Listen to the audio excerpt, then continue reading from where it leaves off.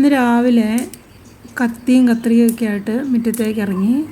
നമ്മുടെ റോസും ബാക്കിയുള്ള ചെടികളും ഒക്കെ ഇങ്ങനെ മുരടിച്ചു തുടങ്ങിയിട്ടുണ്ട്. മഴ കുറവാണ്, നല്ല വെയിലും, നനച്ചൊക്കെ കൊടുക്കുന്നുണ്ട്. എന്നാലും ഇതിങ്ങനെ ഉണ്ടാവാറുള്ളതാണ്. അപ്പം അതുകൊണ്ട് പൂവൊക്കെ കഴിയുന്ന സമയത്ത് നമ്മൾ എല്ലാ കമ്പുകളും വെട്ടി ഒന്ന് മുട്ടയടിച്ചങ്ങ് നിർത്തും. അപ്പോൾ പിന്നെ നല്ല നനച്ചൊക്കെ കൊടുത്തു കഴിയുമ്പം സംഗതിയെല്ലാം നല്ലപോലെ തളുത്ത് കയറി ഉഷാറായി വന്ന് പുതിയ പൂക്കളൊക്കെ ഉണ്ടാകാൻ തുടങ്ങും. അപ്പം നല്ല അടിപൊളിയായിരിക്കും. അപ്പോൾ ഇതെല്ലാം നമുക്ക് വെട്ടിക്കളയാം.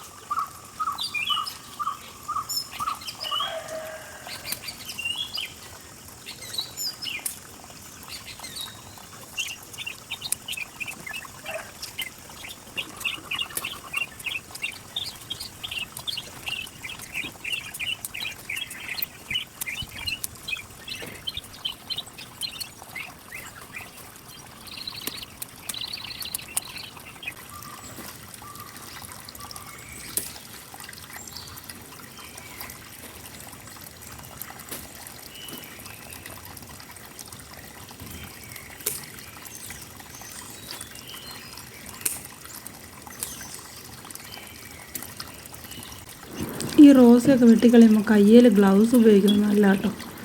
പക്ഷേ എനിക്ക് കയ്യിലൊരു 3-4 മുള്ളൊക്കെ കൊണ്ടു. എന്നാലും അഡ്ജസ്റ്റ് ചെയ്തങ്ങ് വെട്ടിക്കളഞ്ഞു. കുറേ പണികളും അത്യാവശ്യം നല്ല ഹാർഡ് വർക്കുള്ളൊരു ദിവസമായിരുന്നു ഇന്ന്. കുറേ പണികളൊക്കെ ഉണ്ടായിരുന്നു. നല്ല പൂവായിരുന്നു കേട്ടോ. ഇത് ലാസ്റ്റ് വണ്ണ്, ഇത്രേ ഉള്ളൂ, പൂ കഴിഞ്ഞു. അങ്ങനെ ആ പരിപാടിയൊക്കെ കഴിഞ്ഞു. നമുക്ക് 1-2 റോസ ഇപ്പോൾ വെട്ടിയ ചുമപ്പ് ഇഷ്ടം പോലെയുണ്ട്. അല്ലാതെയുള്ള ഒരു ഓറഞ്ച് കളറും വേറെ ഉണ്ട്. ഒരു കടും ചുവപ്പ് കളറുള്ള വേറെ ഒരു റോസ് ഉണ്ട്. അതും കൂടി നമുക്ക് റീപ്ലാന്റ് ചെയ്യാം. ഞാൻ സാധാരണ റോസൊന്നും പുതിയതായിട്ടൊന്നും വാങ്ങി വയ്ക്കാറൊന്നുമില്ല കേട്ടോ. ഇവിടെ ഉള്ളത് തന്നെ ഇതുപോലെ കമ്പ് വെട്ടുന്ന സമയത്ത് നല്ല കമ്പുകൾ നോക്കി ചെറിയ കവറിനകത്ത് പാകി നിർത്തി മുളപ്പിച്ചിട്ട് തന്നെ വീണ്ടും നടലാണ് പതിവ്. ഇപ്പോൾ ഞാനൊരു 5 കമ്പ് എടുത്ത് വെച്ചിട്ടുണ്ട്, 2 കളറുള്ള റോസയുടെ. അപ്പോൾ നമുക്ക് വേഗം കവറിനകത്തേക്ക്, ഇത് ചകിരിച്ചോറുണ്ട്, മണ്ണുണ്ട്, ചാണകമുണ്ട്, ഇത്രയും നിറച്ചിട്ടാണ് നമ്മൾ ഇതുപോലെ ചെടി ആക്കിയെടുക്കുന്നത്. ഞാനെപ്പോഴും ഇങ്ങനെ ചെയ്യാറില്ല. ഏത് ചെടിയാണ് ഞാൻ അധികം വാങ്ങിക്കാറില്ല. എല്ലാം പുറത്തുനിന്ന് എവിടെയെങ്കിലുമൊക്കെ ഇങ്ങനെ സംഘടിപ്പിച്ചുകൊണ്ട് വരും. അതല്ല എങ്കിൽ കാശ് കൊടുത്ത് അങ്ങനെ അധികം ചെടി മേടിക്കാറില്ല. കുറച്ചൊക്കെ വാങ്ങിച്ചു വെച്ചിട്ടുള്ളൂ. അത് വാങ്ങിച്ചു വെച്ചാലും ഒരു സമയം കഴിഞ്ഞ് കഴിയുമ്പോൾ അതൊക്കെ അങ്ങ് പോയി പോകും. അതുകൊണ്ട് തന്നെ പൈസ മുടക്കിയിട്ടുള്ള പരിപാടികളിലേക്ക് വലിയ കാര്യമായിട്ട് കടക്കാറില്ല എന്നുള്ളത് അർത്ഥം. അപ്പോൾ അങ്ങനെ ഒരു 5 കവറിനകത്ത് നമ്മൾ നിറച്ച് 5 റോസ് നട്ട് തണലുള്ള ഭാഗത്ത് ഒന്ന് നനച്ചും കൂടി കൊടുത്തിട്ട് തണലുള്ള ഭാഗത്തേക്ക് ഒരാഴ്ച വെച്ച് കൊടുത്താൽ ഇതിന് ജീവൻ വെക്കുകയോ ഇല്ലയോ എന്നുള്ളതറിയാം. ജീവനൊന്നുമില്ല, സംഗതി വാടിക്കുരഞ്ഞ് പോവുകയാണെങ്കിൽ എടുത്ത് മാറ്റി വെച്ച് വേറെ കമ്പ് വെട്ടി നടാം, അല്ലെങ്കിൽ വേറെ എന്തെങ്കിലും ചെടി അതിനകത്തേക്ക് പാകി നിർത്തുകയും ചെയ്യാം. അങ്ങനെ ഇത് കഴിയാനായി.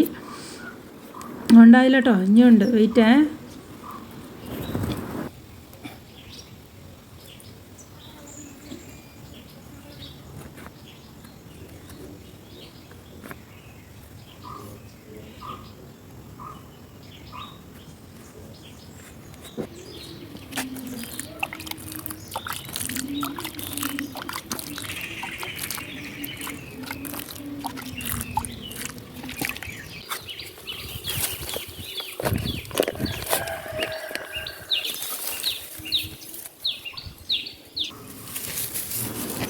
അടുത്ത പരിപാടി എന്ന് പറഞ്ഞാൽ വേറൊരു സംഗതി നിങ്ങളിപ്പോൾ കാണിച്ചു തരാം.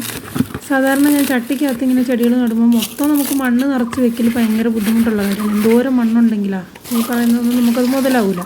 അപ്പോൾ അതുകൊണ്ട് ഞാൻ അടിയിൽ ചകിരി ഇടും, അല്ലെങ്കിൽ നമ്മുടെ തേങ്ങ പൊതിക്കുന്ന ഇതുണ്ടല്ലോ, ചകിരി ഉണ്ടല്ലോ, അതിടും.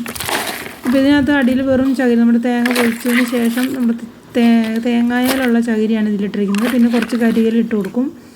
പിന്നെ ഈ പറഞ്ഞ പോലെ മിക്സ്, മണ്ണിൻ്റെയും ചകിരിച്ചോറിൻ്റെയും ചാണകപ്പൊടിയുടെയും കൂടെയുള്ള മിക്സ് ഇട്ട് കൊടുക്കും. അങ്ങനെ അതിട്ട് കൊടുത്തിട്ട് നമ്മൾ എന്താണോ നടാൻ ഉദ്ദേശിക്കുന്നത് നടാം. ഇത് സംഗതി എന്നത് ബ്രഹ്മി. ഇതെന്തിനാണ് മേടിച്ചതെന്നൊന്നും എനിക്കറിയത്തില്ല. അങ്ങാടിപ്പെട്ടിയിൽ ആ കടയിലിരിക്കുന്നുണ്ട്. കഴിഞ്ഞപ്പോൾ അപ്പച്ചൻ പറഞ്ഞു ശകലം മേടിച്ച് നട്ടോ, നല്ലതാണ് ഇതൊക്കെ വീട്ടിലുള്ളതെന്ന് പറഞ്ഞു. എനിക്കിതിൻ്റെ ഞാൻ ഇന്നുവരെ ഈ സാധനമൊന്നും ഉപയോഗിച്ചിട്ടില്ല. എന്തായാലും കാരണവന്മാർ പറഞ്ഞതല്ലേ എന്ന് വിചാരിച്ച് മേടിച്ചു. അപ്പം എന്നോട് പറഞ്ഞത് നല്ല എപ്പോഴും അലക്കുന്ന കല്ലിൻ്റെ ഭാഗത്തോ അല്ലെങ്കിൽ എപ്പോഴും വെള്ളം ഒഴിക്കുന്ന ഭാഗത്തോ ഒക്കെ നടാനാണ് പറഞ്ഞത്. അവിടെയൊന്നും നമ്മളങ്ങനെ വെള്ളം ഇപ്പം അങ്ങനെ ഒഴിക്കുന്നില്ല. തന്നെയല്ല എല്ലായിടത്തും ചോലയൊന്നുമില്ല, മരമൊക്കെ വെട്ടിയതുകൊണ്ട് നല്ല വെയിലും. അപ്പം അതുകൊണ്ട് തന്നെ തൽക്കാലം ഒരാശ്വാസത്തിന് ചട്ടിയിലേക്ക് നടാം. അതിനുശേഷം നല്ലപോലെ പിടിച്ച് വരുവാണെന്നുണ്ടെങ്കിൽ അവിടുന്ന് പറിച്ച് നമുക്ക് ഒരു ഏതെങ്കിലും ഒരു സ്ഥലം കണ്ടുപിടിച്ച് അവിടെ നടാമല്ലോ. അതുകൊണ്ട് അങ്ങനെ അതും സെറ്റാക്കി. അതിനുശേഷം കുറച്ച് മണ്ണും കൂടി, അതായത് നമ്മൾ കൂട്ടിയ മിക്സ് കുറച്ചും കൂടി ബാക്കിയുള്ളത് കൊണ്ട് ഇപ്പം ഞാൻ ഈ തൊണ്ടാണ് വെച്ച് കൊടുക്കുന്നത്. അതായത് നമ്മൾ തേങ്ങ പൊതിക്കുന്ന ചകിരി അതാണ് വെച്ച് കൊടുക്കുന്നത്. കുറച്ചധികം തന്നെ വെച്ച് കൊടുക്കണം. അതിൻ്റെ മുകളിലേക്ക് കുറച്ച് കരിയില ഇട്ട് കൊടുത്ത് ബാക്കിയുള്ള സ്പേസിൽ നമ്മൾ മണ്ണിട്ട് കൊടുത്താൽ മതിയാകും. അപ്പം നല്ലപോലെ ഈർപ്പവും നിൽക്കും, നമുക്ക് ഒരുപാട് മണ്ണിൻ്റെ മിക്സും ആവശ്യമില്ല. അപ്പോൾ അങ്ങനെ അതുകൊണ്ട് ഇതൊരു ജമന്തി പോലുള്ള ഒരു ചെടി വയ്ക്കാണ് കേട്ടോ. അതിഷ്ടം പോലെ ഇവിടെ ഉള്ളതാണ്. എന്നാലും മണ്ണ് കിടക്കുന്നതുകൊണ്ട് ബാക്കിയുള്ളത് കൊണ്ടും അതൊന്ന് വെച്ചേക്കാമെന്ന് കരുതി അങ്ങനെ അതും അവിടെ വയ്ക്കുന്നു. അത് കഴിഞ്ഞിട്ട് ഇനി ഒരു പരിപാടിയും കൂടി ഉണ്ട് കേട്ടോ, അതുകൊണ്ട് കണ്ടിട്ട് പോകാവുള്ളേ. ഇതാട്ടോ ആ ചെടി, നല്ല പൂവാണ്, നല്ല ജമന്തി, വെള്ള ജമന്തി പോലെ നിൽക്കുന്ന പൂവാണ്. ഇഷ്ടം പോലെ ഇത് ഒരു ചെടി വെച്ച് കൊടുത്താൽ മതി, വേറേന്ന് ഇഷ്ടം പോലെ ഇങ്ങനെ പടർന്നു വന്നോളും. ആൾക്കാർ വേണമെങ്കിൽ പറഞ്ഞാൽ മതി കേട്ടോ, എൻ്റെ അടുത്ത് ഇഷ്ടം പോലെ ഉണ്ട്, ഫ്രീ.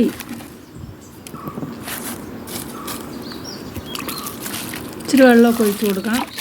വെള്ളം ഒഴിച്ച് ഇത് ഒരു 2 ദിവസത്തേക്ക് നമുക്ക് തണലുള്ള ഏതെങ്കിലും സ്ഥലത്ത് വെച്ച്, കരിച്ച് കളയാൻ പാടില്ലല്ലോ, ഇത്രയും കഷ്ടപ്പെട്ടതല്ലേ. അപ്പോൾ 2 ദിവസം കഴിയുമ്പോഴത്തേക്ക് ആൾ ഉഷാറായിക്കോളും.